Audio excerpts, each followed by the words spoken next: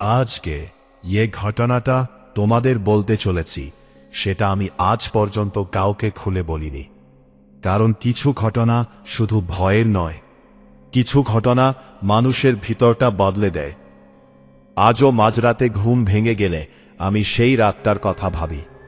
মনে হয় যেন এখনো কানে ভেসে আসছে শ্মশানের আগুনে জ্বলতে থাকা কাঠের শব্দ, চট চট চট। আর সেই সঙ্গে একটা কণ্ঠস্বর, খুব ধীর, খুব ঠান্ডা একটা গলা, যে গলাটা বলেছিল মৃতদের জায়গায় জীবিত মানুষ বেশি সময় থাকলে তারা ফিরতে পারে না। আমি জানি তোমাদের অনেকেই ভাববে এগুলো বানানো গল্প। আমিও একসময় তাই ভাবতাম। ভূত, প্রেত, তন্ত্র, অভিশাপ এসবকে আমি হাস্যকর মনে করতাম। কিন্তু সেই একটা রাত আমার সমস্ত বিশ্বাস বদলে দিয়েছিল। আজ 5 বছর হয়ে গেছে। তারপরেও আমি আর কোনোদিন শ্মশানের দিকে রাতের বেলা তাকাইনি। ঘটনাটা শুরু হয়েছিল নভেম্বর মাসের এক ঠান্ডা সন্ধ্যায়। আমি, অর্ক আর সায়ন তখন নতুন নতুন ইউটিউবে ভিডিও বানানো শুরু করেছি। আমাদের চ্যানেলের নাম ছিল ডার্ক রুটস বাংলা। তখনও খুব বেশি সাবস্ক্রাইবার ছিল না, কিন্তু আমাদের মাথায় একটাই জিনিস ঘুরত, এমন একটা ভিডিও বানাতে হবে যেটা সবাইকে সত্যি সত্যি ভয় পাইয়ে দেবে। সেই সময় আমরা ভিন্ন ভিন্ন পুরনো বাড়ি, জঙ্গল আর পরিত্যক্ত জায়গায় গিয়ে ভিডিও করতাম। বেশিরভাগ ক্ষেত্রে কিছুই পেতাম না, তবু ক্যামেরার সামনে একটু নাটক, একটু সাউন্ড এফেক্ট দিয়ে লোকঞ্জকে ভয় দেখানো যেত। কিন্তু ভিতরে ভিতরে আমি সবসময় চাইতাম এমন একটা জায়গা খুঁজে বের করতে, যেখানে সত্যি কিছু আছে। হয়তো সেই ইচ্ছেটাই আমাদের কালো পাথর শ্মশানে নিয়ে গিয়েছিল।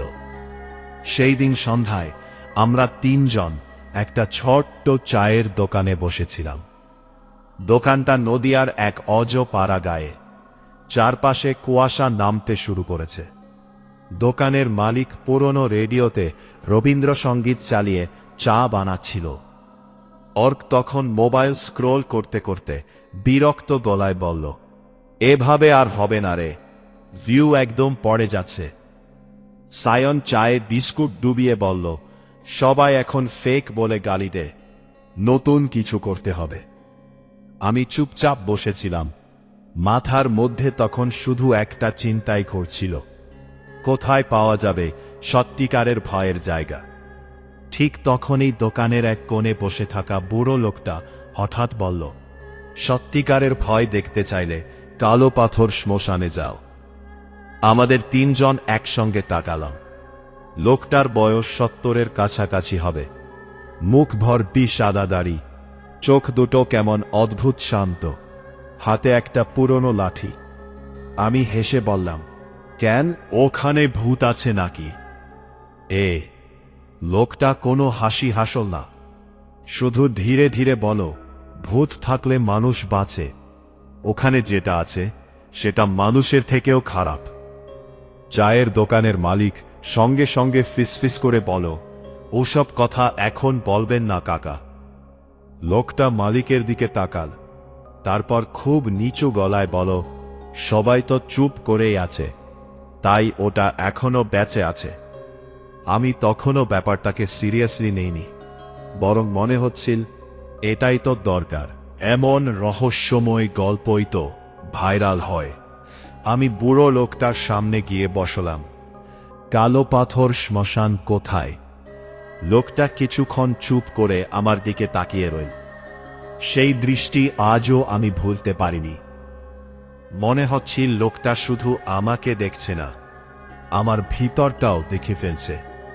তারপর সে ধীরে ধীরে বলল, নদীর ধারে, এই গ্রাম থেকে প্রায় 4 কিলোমিটার দূরে, কিন্তু একটা কথা মনে রাখবে। আমি হেসে বললাম, কি কথা? লোকটার চোখ হঠাৎ কেমন অন্ধকার হয়ে গেল। সে বলল, রাত 12টার পর যদি কারো নাম ধরে ডাক শোনো, পিছনে তাকাবে না। চায়ের দোকানের ভিতরটা হঠাৎ নিস্তব্ধ হয়ে গেল। দোকানদার নিচের দিকে তাকিয়ে রইল। একজন গ্রামবাসী উঠে টাকা দিয়ে তাড়াতাড়ি বেরিয়ে গেল। আমি তখনও বুঝতে পারিনি এই সতর্কবার্তাটাই ছিল আমাদের শেষ সুযোগ। আমরা যদি সেদিন ফিরে আসতাম তাহলে হয়তো আজ এতগুলো জীবন নষ্ট হতো না। রাত 9টার দিকে আমরা বেরোলাম। গ্রামের শেষ মাথা পেরিয়ে একটা সরু কাঁচা রাস্তা চলে গেছে নদীর দিকে। চারপাশে বিশাল বটগাছ। কুয়াশার মধ্যে গাছগুলোকে দেখতে মনে হচ্ছিল বিশাল অন্ধকার মানুষ দাঁড়িয়ে আছে। অর্ক ক্যামেরা অন করে বলল, বন্ধুরা, আজ আমরা যাচ্ছি বাংলার সবচেয়ে ভয়ঙ্কর শ্মশানে। আমি ক্যামেরার দিকে তাকিয়ে নাটকীয় গলায় বলতে শুরু করলাম, লোকমুখে শোনা যায় এই কথা কোথা জায়গায় রাতে মৃত মানুষের আত্মা ঘোরে। সায়ন পিছন থেকে হেসে বলল, আজ যদি সত্যিই কিছু পাই তাহলে চ্যানেল একদম উড়ে যাবে। কিন্তু ঠিক তখনই আমরা প্রথম অদ্ভুত জিনিসটা শুনলাম। খুব দূর থেকে কারো কান্নার শব্দ ভেসে আসছিল। একজন মহিলার কান্না। শুরুতে মনে হচ্ছিল হয়তো গ্রামের কেউ, কিন্তু যত এগোচ্ছিলাম শব্দটা তত পরিষ্কার হচ্ছিল। আর সবচেয়ে ভয়ের ব্যাপার হলো কান্নাটা একই জায়গা থেকে আসছিল না। মনে হচ্ছিল আমাদের চারপাশ ঘুরে ঘুরে শব্দটা আসছে। সায়ন থেমে গেল। তোরা শুনছিস? অর্ক জোর করে হাসল। শিয়াল হবে। আমি কিছু বললাম না, কারণ আমার বুকের ভিতর তখন থেকে অদ্ভুত একটা অস্বস্তি শুরু হয়েছে। প্রায় 20 মিনিট হাঁটার পর আমরা শ্মশানটা দেখতে পেলাম। ভাঙাচোরা পাথরের ফটক, তার উপর কালো রঙে লেখা কালো পাথর মহাশ্মশান। ফটকের একপাশে শুকিয়ে যাওয়া মালা ঝুলছে।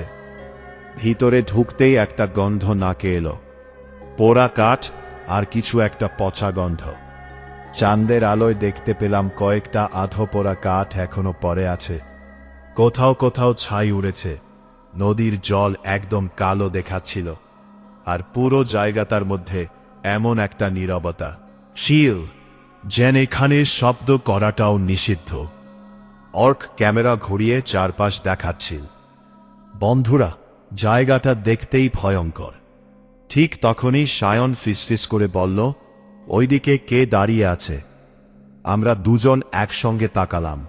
শ্মশানের এক কোণে একটা বড় বটগাছের নিচে সত্যিই একজন দাঁড়িয়েছিল। লম্বা চেহারা, গায়ে কালো কাপড়, মুখ দেখা যাচ্ছে না। আমি চিৎকার করে বললাম, কে ওখানে?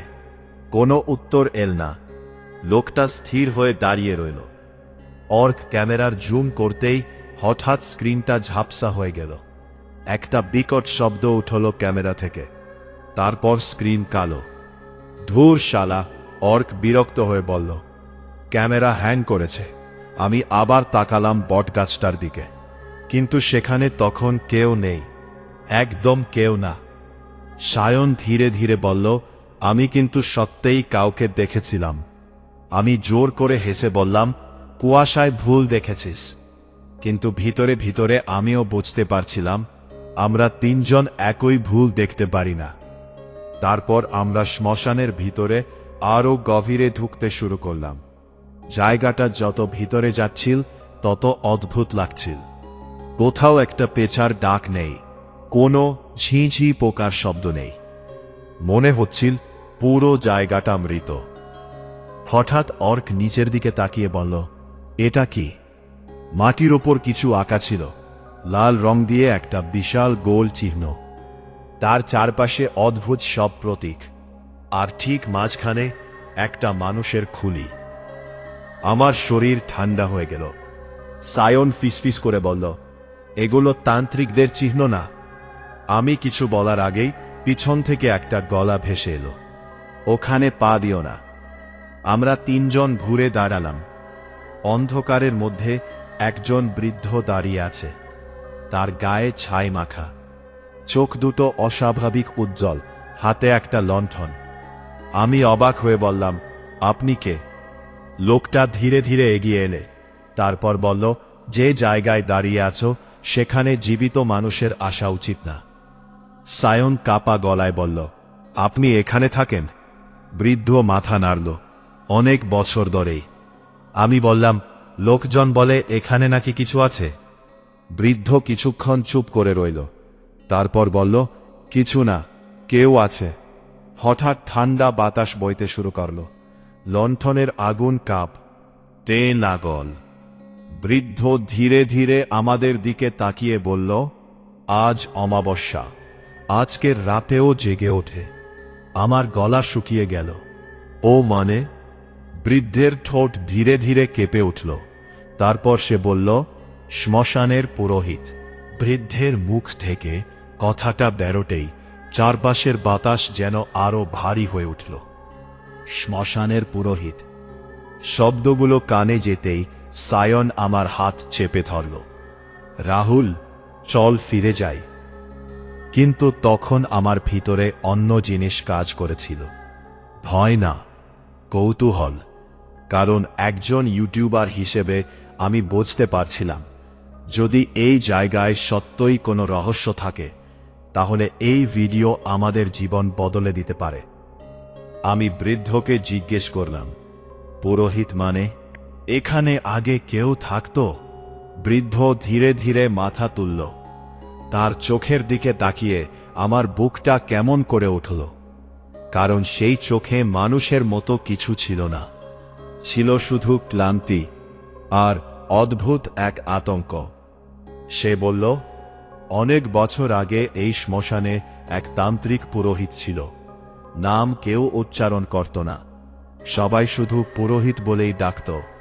মৃতদেহ পোড়ানো, আত্মা ডাকা, শ্মশান সাধনা এসব করত সে। গ্রামের মানুষ ভাবত সে ঈশ্বরের সাধনা করছে, কিন্তু পরে জানা যায় সে মৃত্যুকে হারাতে চাইছিল। অর্ক ক্যামেরা অন করে সব রেকর্ড করছিল। বৃদ্ধ আবার বলল, সে বিশ্বাস করত যদি 100 মৃত মানুষের আত্মা একসঙ্গে বাঁধা যায়, তাহলে মানুষ অমর হয়ে যেতে পারে। সায়ন শুকনো গলায় বলল, তারপর? বৃদ্ধের গলাটা নিচু হয়ে গেল। এক অমাবস্যার রাতে সে নিজের শেষ সাধনা শুরু করে। কিন্তু কিছু ভুল হয়, খুব ভয়ঙ্কর ভুল। চারপাশে হঠাৎ ঠান্ডা হাওয়া বইতে শুরু করল।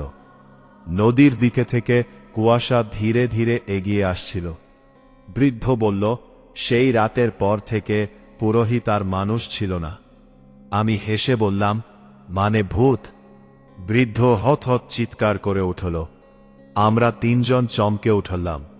বৃদ্ধ হাঁপাতে হাঁপাতে বলল, ভূত হলে মুক্তি আছে, ওর নেই, ও আটকে গেছে, অর্ধেক জীবিত, অর্ধেক মৃত। ঠিক তখনই শ্মশানের একদম ভিতর থেকে একটা ঘণ্টার শব্দ ভেসে এলো। থং থং থং। শব্দটা এত ধীর আর ভারী ছিল যে আমার বুকের ভিতর কেঁপে উঠল। বৃদ্ধের মুখ মুহূর্তে ফ্যাকাশে হয়ে গেল। সে ফিসফিস করে বলল, ও জেগে উঠেছে। অর্ক উত্তেজিত গলায় বলল, রেকর্ড কর, সব রেকর্ড কর। আমি বুঝতে পারছিলাম না কেন, কিন্তু আমার শরীর তখন ফিরে যেতে চাইছিল। তবু আমরা এগোলাম। বৃদ্ধ আমাদের পিছন পিছন আসছিল। শ্মশানের ভিতরের অংশটা ছিল আরো অন্ধকার। বড় বড় বটগাছের শিকড় মাটির ওপর সাপের মতো ছড়িয়ে আছে। কোথাও পুরনো চিতার কাঠ, কোথাও ছাই, আর সেই সঙ্গে একটা গন্ধ, পচা মাংসের গন্ধ। সায়ন নাক চেপে বলল, ধুর, এটা কি? বৃদ্ধ ধীরে বলল, যেখানে মৃত্যু বেশি থাকে সেখানে এই গন্ধ জন্মায়। আমরা একটু এগোতেই সামনে একটা পুরনো মন্দির দেখা গেল। অর্ধেক ভাঙা, কালো পাথরে তৈরি। দরজার সামনে শুকিয়ে যাওয়া রক্তের মতো দাগ, আর মন্দিরের উপরে ঝোলানো অসংখ্য খুলির মালা। আমার বুকের ভিতর কেমন ধক ধক করতে লাগল। অর্ক ফিসফিস করে বলল, এটা সত্যি নাকি সিনেমা চলছে? ঠিক তখনই মন্দিরের ভিতর থেকে একটা মন্ত্রপাঠের শব্দ ভেসে এল। খুব নিচু গলা, কিন্তু স্পষ্ট, ও কালী, মহাকালী। সায়ন প্রায় কেঁদে ফেলল।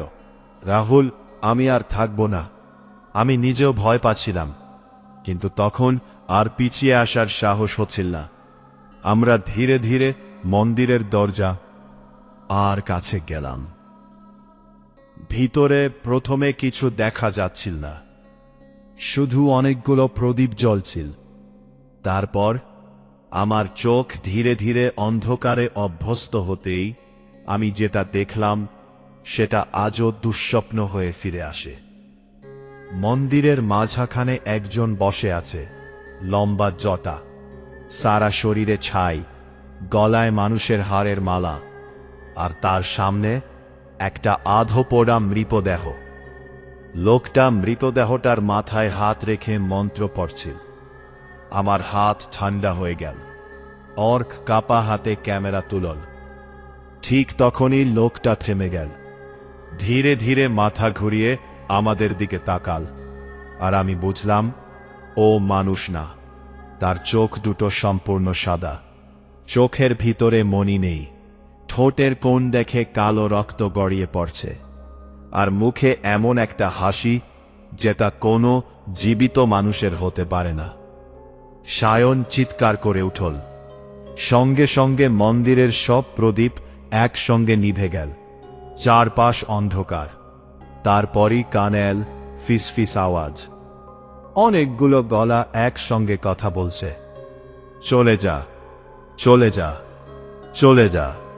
আমি মোবাইলের ফ্ল্যাশ জ্বলাতেই দেখলাম মন্দিরের চারপাশে অনেকগুলো মানুষ দাঁড়িয়ে আছে। না, মানুষ না, অর্ধেক পোড়া দেহ। কারো মুখ নেই, কারো হাত গলে পড়ে গেছে। তারা সবাই আমাদের দিকে তাকিয়ে আছে।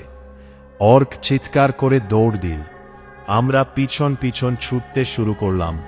শ্মশানের ভিতর দিয়ে দৌড়ানোর সময় মনে হচ্ছিল চারপাশ থেকে কেউ আমাদের অনুসরণ করছে। পিছনে ঘণ্টার শব্দ, টং টং টং, আর সেই সঙ্গে পুরোহিতের হাসি।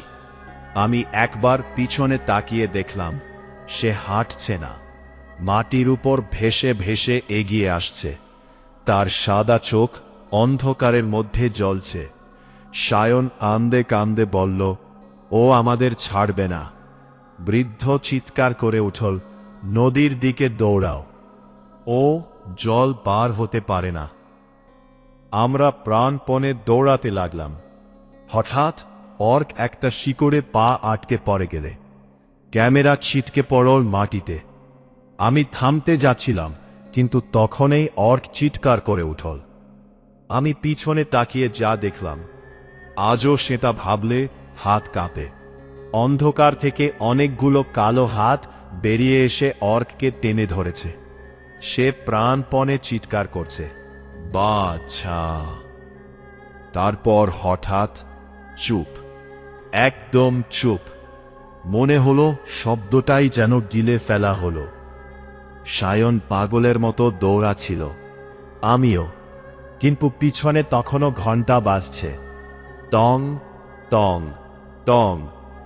নদীর পাড়ের কাছে পৌঁছেতেই বৃদ্ধ থেমে গেল। সে আমাদের দিকে তাকিয়ে বলল, ওকে থামাতে হলে একজনকে থাকতে হবে। আমি হাঁপাতে হাঁপাতে বললাম, মানে? বৃদ্ধ বলল, ও নতুন আত্মা চায়, না পেলে পুরো গ্রামে ছড়িয়ে পড়বে। সায়ন চিৎকার করে উঠল, আপনি কি বলছেন? বৃদ্ধ ধীরে ধীরে হাসল। তারপর বলল, আমি অনেক বছর আগে ওকে ডেকেছিলাম। আমার বুকের ভিতর কেঁপে উঠল। মানে? বৃদ্ধ বলল, আমি তখন এই শ্মশানের পুরোহিতের শিষ্য ছিলাম। আমাদের শরীর জমে গেল। সে বলল, ওকে আটকানোর জন্য প্রতি কয়েক বছরে একটা আত্মা দিতে হয়। ঠিক তখনই পিছনে কুয়াশার মধ্যে সেই পুরোহিতকে দেখা গেল। সে ধীরে ধীরে এগিয়ে আসছে। তার চারপাশে অন্ধকার যেন নড়ছে। সায়ন পাগলের মতো নদীর দিকে দৌড় দিল, কিন্তু হঠাৎ সে থেমে গেল, কারণ নদীর জলে অনেকগুলো মুখ ভেসে উঠল। এই উঠেছে সব মৃত মানুষের মুখ। তারা জলের ভিতর থেকে সায়নের পা ধরে টেনে নামিয়ে দিল। সায়নের চিৎকার রাত কাঁপিয়ে উঠল। আমি দৌড়ে যেতে গিয়েও থেমে গেলাম, কারণ ঠিক আমার সামনে পুরোহিত দাঁড়িয়ে। এ তো কাছ থেকে তাকে দেখে মনে হচ্ছে পচে যাওয়া একটা মৃতদেহ দাঁড়িয়ে আছে। সে ধীরে ধীরে আমার দিকে হাত বাড়াল, আর তখনই বৃদ্ধ চিৎকার করে উঠল, দৌড়াও! বৃদ্ধ নিজের হাতে একটা আগুনের মশাল নিয়ে পুরোহিতের উপর ঝাঁপিয়ে পড়ল। সঙ্গে সঙ্গে পুরো শ্মশান কেঁপে উঠল। চারপাশ থেকে হাজার মানুষের চিৎকার ভেসে এল। আমি আর পিছনে তাকাইনি। দৌড়াতে দৌড়াতে শ্মশান পেরিয়ে গ্রামের দিকে চলে এলাম। সকালের আলো ফোটার আগে আমি জান হারাই। যখন চোখ খুললাম তখন আমি একটা গ্রামের বাড়িতে শুয়ে আছি। গ্রামের লোকেরা আমাকে ঘিরে দাঁড়িয়ে। সায়ন? কোনো উত্তর দিল না। এক বৃদ্ধ ধীরে ধীরে বলল, কালো পাথর শ্মশানে যারা যায় সবাই ফেরে না। পরে পুলিশ গিয়েছিল, কিন্তু তারা কিছুই পায়নি, না অর্ককে না সায়নকে। শুধু ভাঙা একটা ক্যামেরা পাওয়া গিয়েছিল, আর সেই ক্যামেরার শেষ ফুটেজে দেখা গিয়েছিল অন্ধকারের মধ্যে দাঁড়িয়ে থাকা সেই পুরোহিত। সে ধীরে ধীরে ক্যামেরার দিকে এগিয়ে এসে বলেছিল, আবার আসবি। তারপর স্ক্রিন কালো হয়ে যায়। সেই ঘটনার পর আমি ইউটিউব ছেড়ে দিই। আজও রাতে মাঝে মাঝে আমার ফোনে অচেনা নম্বর থেকে একটা ভিডিও আসে। ভিডিওটা মাত্র 5 সেকেন্ডের। অন্ধকার শ্মশান, দূরে ঘন্টার শব্দ, আর শেষে দুটো সাদা চোখ। আমি কখনো ভিডিওটা পুরো দেখি না, কারণ আমি জানি কালো পাথর শ্মশানের পুরোহিত এখনো অপেক্ষা করছে, হয়তো আমার জন্য। আর যদি তোমরা কোনোদিন গভীর রাতে শ্মশানের পাশ দিয়ে যাও, আর কেউ যদি তোমার নাম ধরে ডাকে, তাহলে ভুলেও পিছনে তাকাবে না, কারণ সব আত্মা মুক্তি চায় না। কিছু আত্মা শুধু নতুন সঙ্গী খোঁজে। গল্পটা যদি তোমাদের ভালো লেগে থাকে তাহলে চ্যানেলটা সাবস্ক্রাইব করে রেখো, কারণ এরকম আরো অন্ধকার, রহস্যময় আর ভয়ঙ্কর সত্যি ঘটনার গল্প আমি নিয়ে আসব খুব তাড়াতাড়ি।